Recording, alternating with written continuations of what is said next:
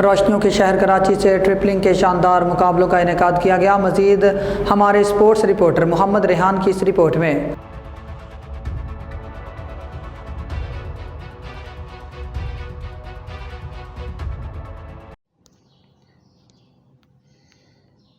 कराची में mission mart grappling के event का शानदार इनेकाद। रोशनियों के शहर कराची में ग्रैपलिंग के इवेंट का इनेकाद हुआ, जिसमें मर्दों के शाना बशाना ख़वातीन ने भी नहायत बरगरफ्तारी से दाव पेच का दिलकश मुजाहरा पेश किया।